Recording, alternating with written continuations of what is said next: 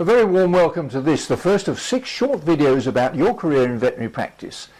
I'm John Sheridan, and this series is designed to help new graduates just like you to launch your career in practice, find the right job and build a strong working relationship with your employer, your colleagues and your clients, and to achieve your professional and personal objectives as you embark on an exciting, challenging and rewarding career in practice.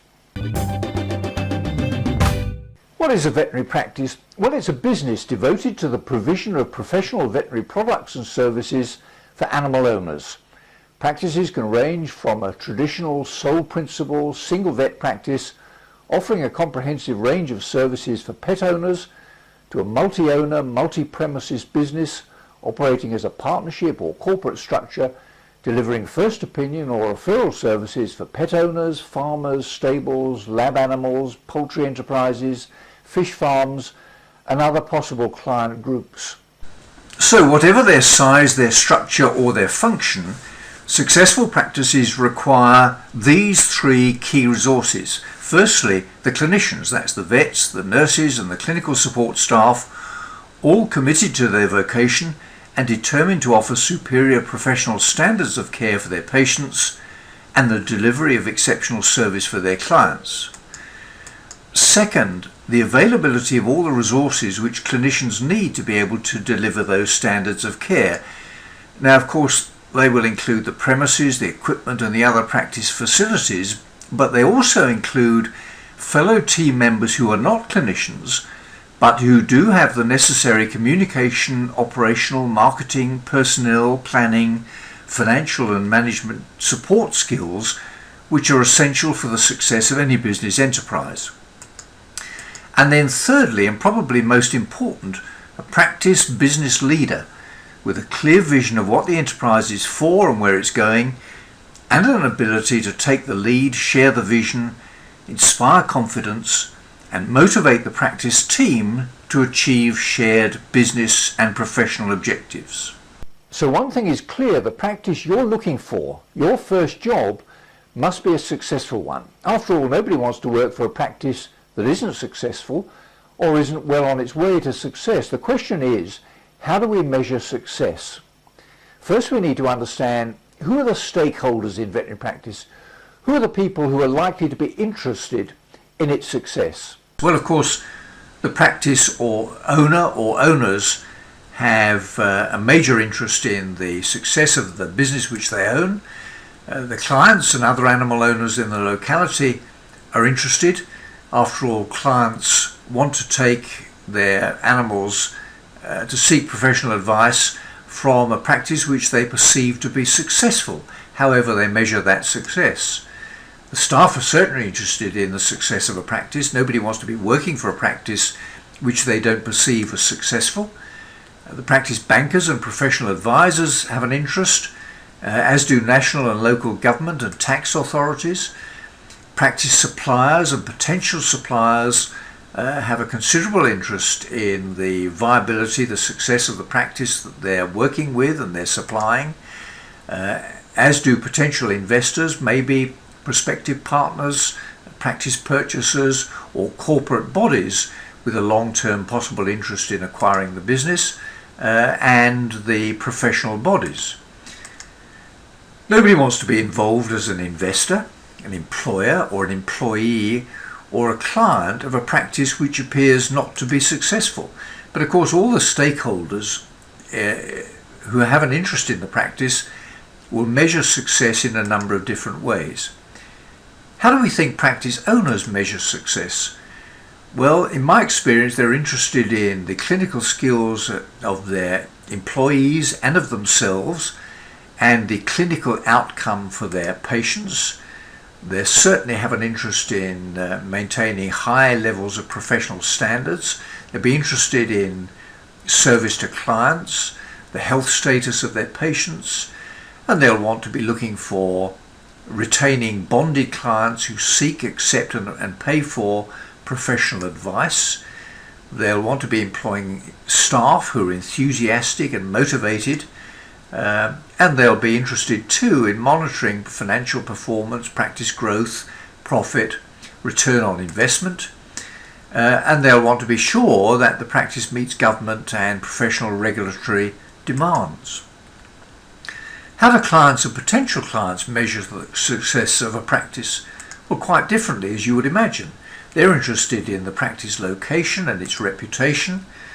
They'll want to be dealing with staff members who are caring and professional, knowing that there are lots of evidence that clients leave practices not because of costs or because they perceive that the standard of service is poor, but because their perception is that the practice employs staff members who don't have an interest in themselves and their animals. So they're interested in dealing with staff members with an interest in their animals. They'll be interested in the availability of practice services, of service to clients and professional standards. And of course, they'll be interested in value for money. How about your fellow practice employees? How would they measure success? Well, in my experience, most employees are interested in the employment opportunities, in the working environment, career development potential. They'll be interested too in their own clinical skills and their ability to offer high standards of professional care. They'll be interested in their own involvement in the practice, in recognition of their contribution to practice success and their rewards. They're interested in developing an increasing understanding of some of the non-clinical skills, such as their communication skills and their knowledge and understanding of business and financial matters. They'll want to be working with enthusiastic and motivated fellow staff members, and of course the money has to be right. They'll also be interested in developing an understanding of what it is that clients are looking for.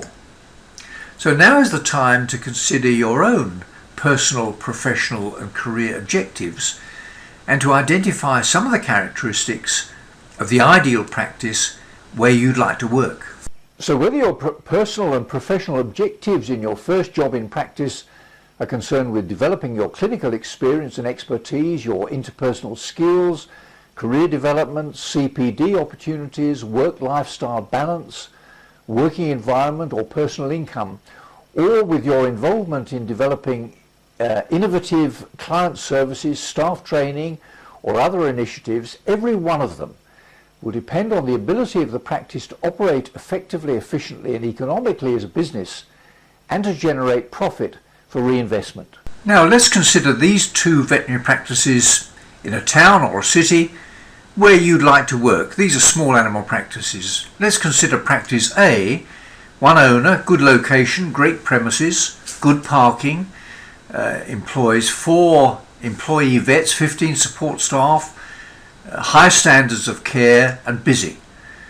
Now consider practice B, one owner, good location, great premises, good parking, 4 employee vets, also has 15 support staff, offers high standards of care and busy, but the value of practice A is more than double the value of practice B. Why is that? Well, it's because practice A is growing whilst practice B is static. The profit generated by practice A has exceeded the profit generated by practice B by more than 100% over the last 3 years. So the value of business A, which is based on an appropriate multiple of one measure of profit, such as EBITDA, that's earnings before interest, tax, depreciation and amortization, will also exceed the value of business B by more than 100%. That's why you need an understanding of some of the key performance indicators which have a major impact on the success of a veterinary practice and its financial performance.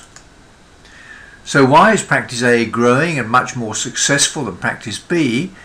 Well, here are some possible reasons. Practice A is owned by a leader with a clear vision, a strong belief and a commitment to achieve it, with the ability to share the dream and lead by example, who concentrates on establishing the practice USP, that's its unique selling point, what makes this practice special and in some ways better than other practices in the locality. A leader who believes that their practice growth is independent of the economy, who strengthens client relationships, who recognizes the value of financial and other key performance indicators and uses them to plan for growth, and who sets goals, measures and monitors, and who communicates value rather than price. So you'll be looking for a job in a practice which is successful and profitable. The next task in your search is to identify some of the other attributes of the practice which is going to be the right one for you. Many new graduates become unhappy with their first job in practice after just a few months and start looking around to move. That's not good news for the vet, the practice or its clients, and it would make much more sense if both parties, employer and employee, were to spend more time and thought to ensure as far as possible that the practice was the right one for the candidate and that the candidate was the right one for the practice, at least for the medium term. So now let's consider some of those other attributes you'll be looking for in your search for the right job for you. First, geographical location. Where is the practice situated in the country? Do you have a particular area you want to live and work in, or do you have an open mind about location? What about practice size and structure? Are you attracted to work in a small practice where you're likely to be a large cog in a small business, or a much larger practice, multi-site maybe, with lots of owners, lots of partners, wide range of services, where you're likely to be a smaller cog in a larger business, but possibly with the advantage of greater experience? What about practice ownership? You're looking to work for one individual or maybe a partnership. There are pros and cons about both options, or possibly working in a practice owned by a corporate group. There may be advantages here in career development. What about client and patient categories? Are you looking for a mixed practice, small animal practice, equine practice? What client and patient categories are likely to be involved? And service categories. Are you looking for a practice which provides full professional services, full diagnostic services, surgical and other services, or a restricted service practice? Are you looking for a single site or multi-site? Will you be involved in travelling a lot between various sites to run surgeries at various centres? What will your professional responsibilities be? What is the job? Will you be involved in consulting, diagnostic work, surgical work, full professional services, or will your responsibilities be restricted, perhaps in the short term? What about the terms and conditions of employment, your working hours? Will you be responsible for some out-of-hours responsibilities, or does the practice use an out-of-hours service provider? There are advantages and disadvantages of both of those options from your point of view.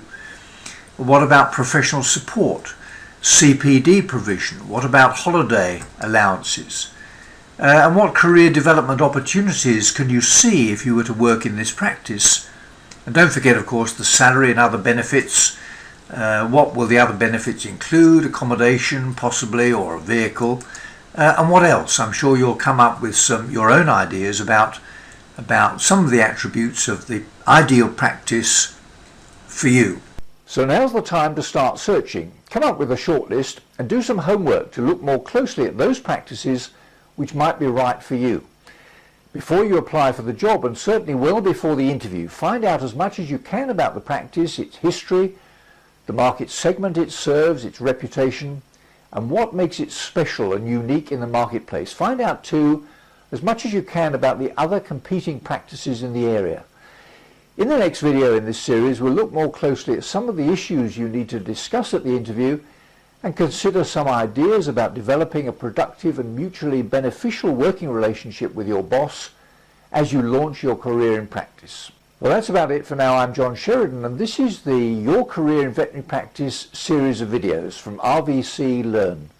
See you next time.